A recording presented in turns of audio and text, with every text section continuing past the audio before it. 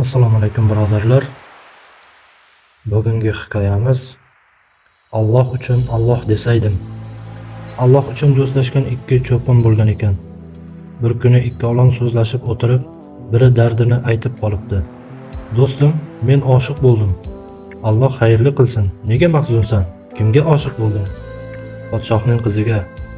Unga yetish mening buyuk orzuyim. Shunaqami? Nima qilsak ekan? Ha, topdim. Bir paytlar men safarda orif zot bilan birga bo'lgan edim. O'sha zotdan so'raymiz.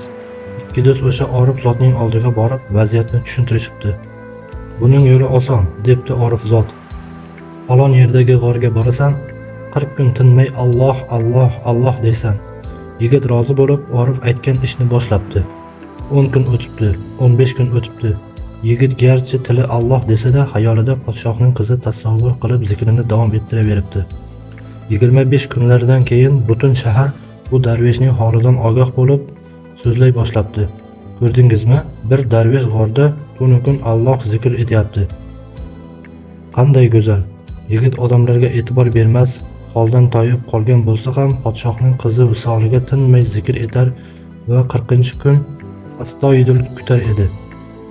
Bu gap so'zlar podshohning saroyiga ham borgach, vazirlar, podshohim, bilasiz, valilar kelgan joylarga Allohning barakasi nozil bo'ladi.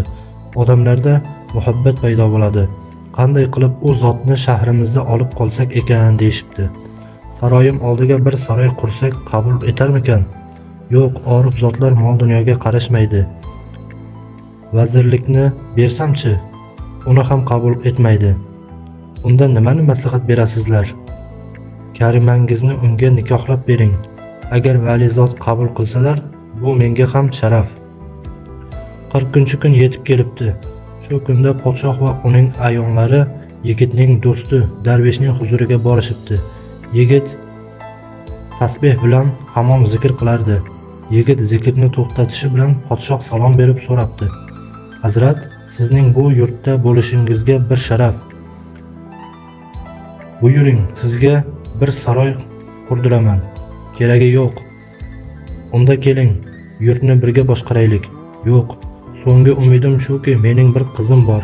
Garchi sizga loyiq bo'lmasa-da, uni nikohingizga oling. Yo'q.